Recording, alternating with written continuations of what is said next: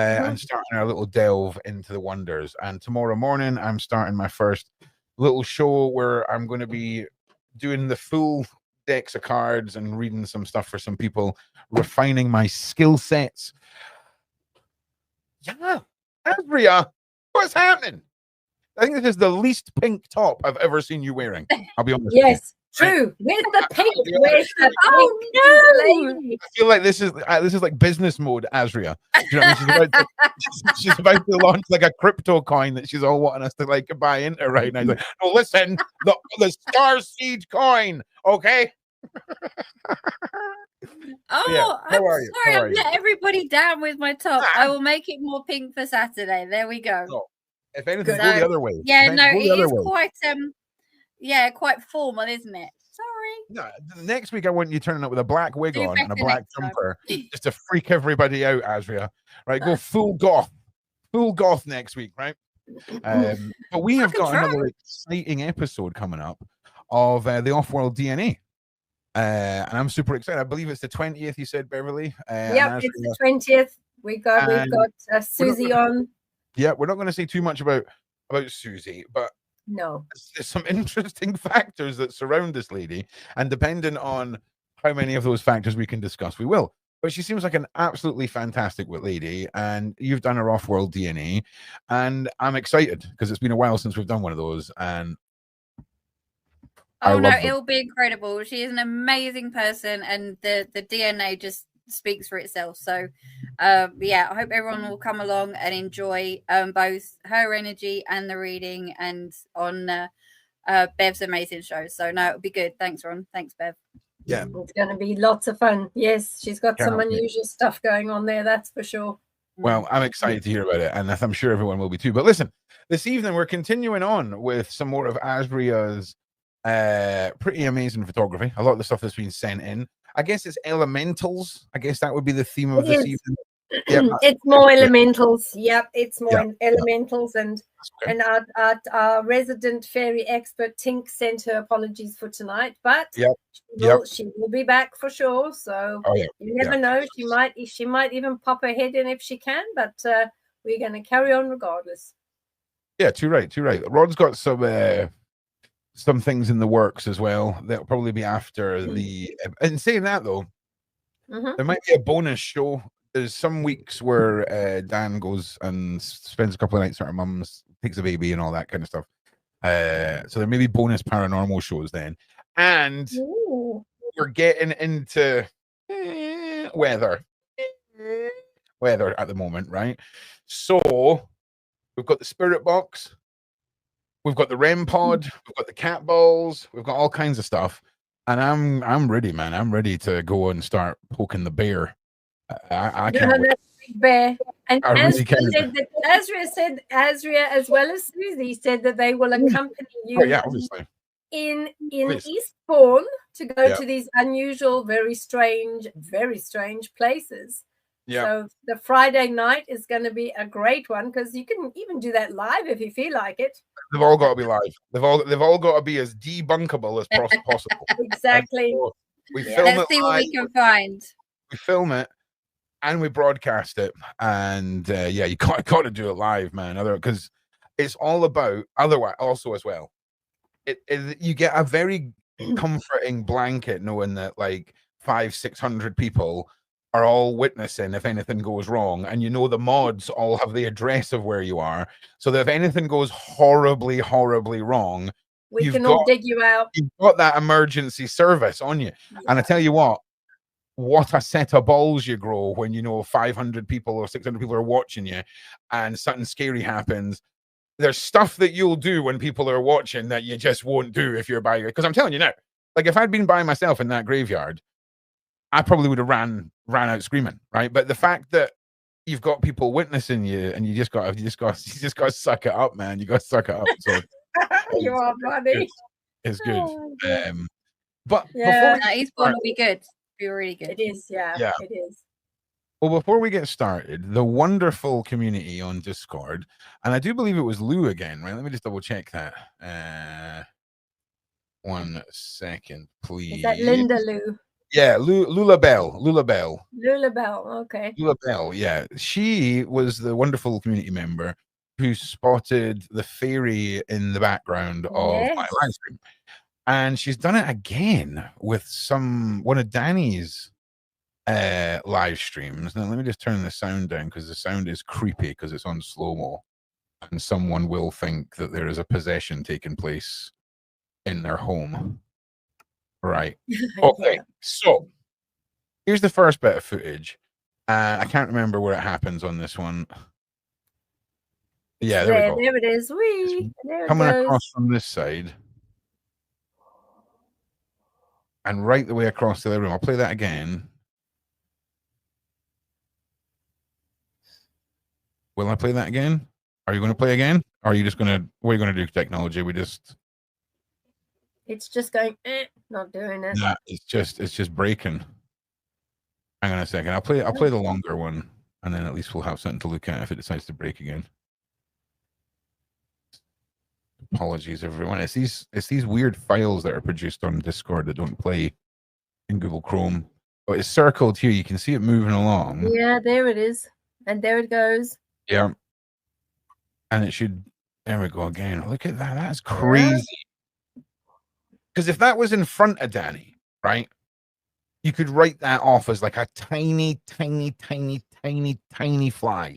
You know when something's so small and it's so close to a camera lens that it just diffuses into a white kind of mess. But that is clearly behind Danny. Yeah. And it starts where the lamp is as well. Yeah. Right. But look at the size of it. Yeah, it's a big one. You know? And off it goes on a wee freaking adventure. And if it was if it was somebody in front of Danny shining a light or whatever, at this point it would be refracting off Danny's head. Yeah, it would be. Do you know what I mean? That is just wild. And it goes away over this way. Look at that. How do you spot that, Lou? It's got Hawkeyes. It's Hawkeyes, Lou. Honestly, that's it. It'll play in real time now. Smart. Most people in the chat are saying they think it's an orb, which is good. Yeah, it's a definite orb. But I just love the technology behind it, because the fact that you can like slow it down and zoom it in and things like that. I remember looking at like photographs with orbs in, and you have to get like a magnifying glass over the thing to try and see it. So the use of technology is incredible. She spotted it. You just saw something fly across the room there. Saw something. People may or may not know that. I don't know whether you just saw the White Pope. The White Pope is the public. The White Pope. The White Pope is the public Pope. People may or may not know that. I don't know whether you just saw something. Yeah, it's wild. So Danny's obviously staying in this really, really old building at the moment on one of her retreats that she's doing, and just super cool, man. Just super duper cool. You know, Danny's got her own 100% credible reasons for having orbs flying around, but obviously the building that she's in as well, very, very old, lot of history, and it has its own story to tell.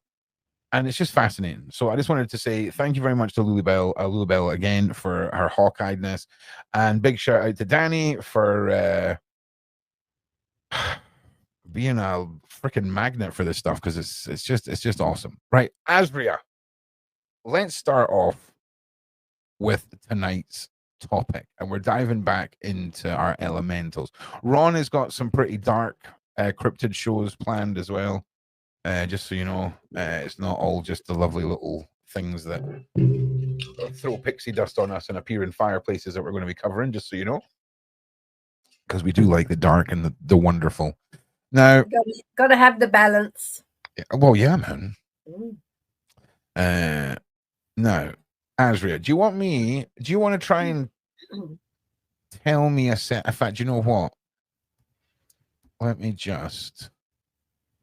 me bring up these. I should have sent them across in sets, which might have made it a bit easier.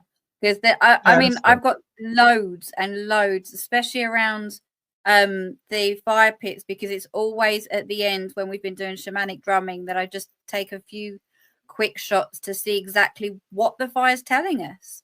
and what the beings in the fire are telling us at the end of such a high intensity session. So we can do those, or we've got the ones in the cemetery, but obviously it was daylight at night. It was in the daylight. We're starting with this madness, right? What am I looking at? Was this sent by you, Beverli, or was this sent by you, Asria? Yeah, it was. I had it in my footage that Asria had sent to me, so I ended up sending it across to you as well. Like, what the frick am I looking at? Yeah, so this one is one of the shamanic circles quite some time ago, probably about 2 years ago. You can see the little kind of like stalls around it, like the where we used to sit. So we either sat on the floor or you sat on one of these little tree stumps. And again, this was probably around June, July time. So even though it was evening in the UK, it was still pretty light. And we'd just kind of moved away from the fire. So it had just finished. And I just got a little thing in my ear to say, take pictures. And that is the result. So clearly all the energy that we were building up within that drumming circle. So I would be wonderful to get I have never take on what that is. I've taken a lot of pictures of fires. I've been camping. I ain't ever seen anything like fire spaghetti. Fire spaghetti. That is so good. Like, can anyone explain this? Can I had a look at it, and I think it's those particular ones are what they do is they come out of the fire before the full supernatural entity starts appearing, and that's what that is. So it's part of the ethereal baseline. So when they start building up, you'll see that the spaghetti, as you call it, the spaghetti types start building, and then it's also the wood side of things, because the wood sprite is part of that.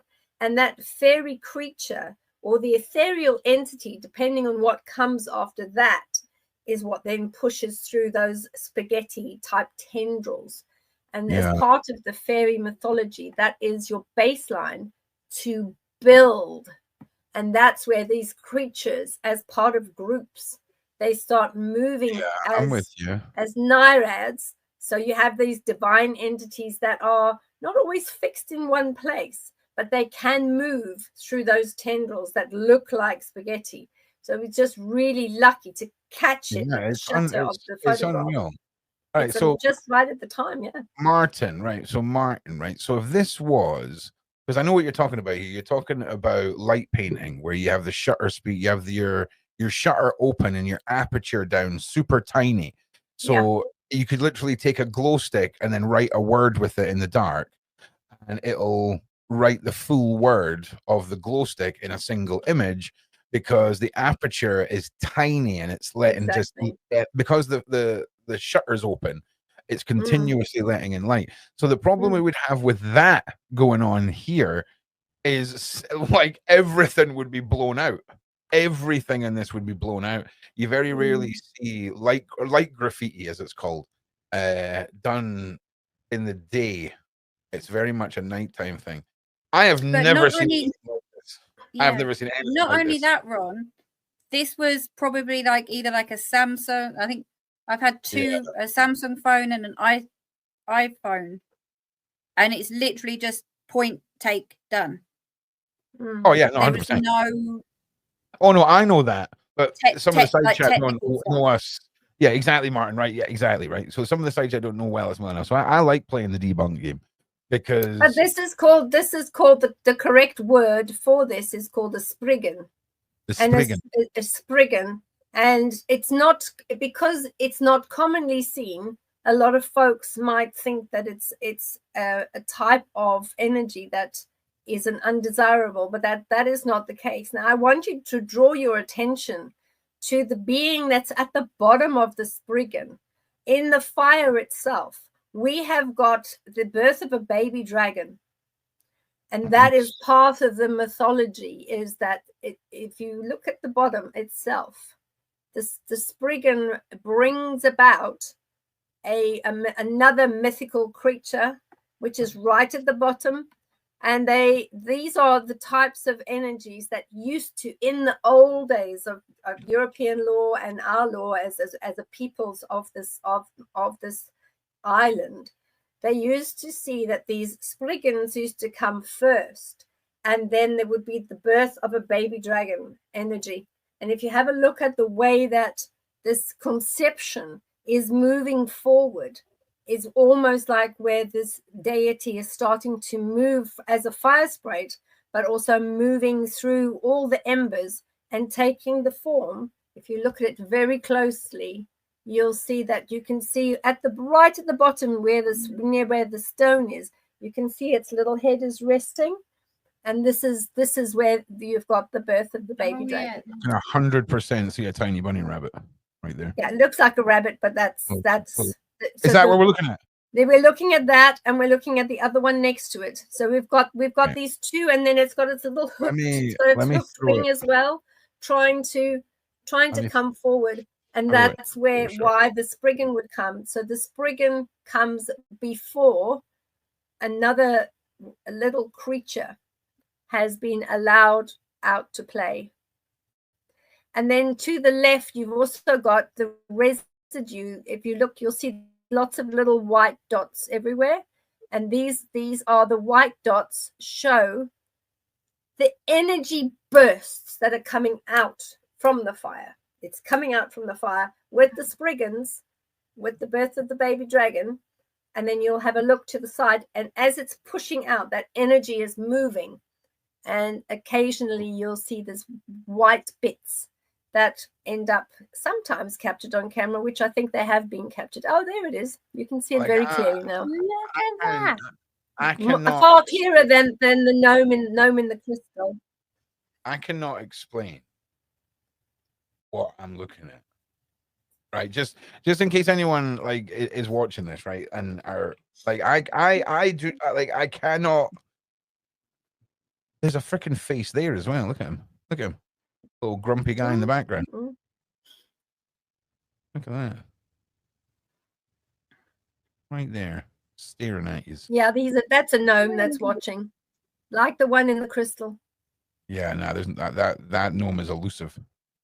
I'm telling you now, this could be the most unexplainable thing I've ever seen on a photograph. This spriggan, like it does not make any sense what I'm looking at. Amazing, it really is.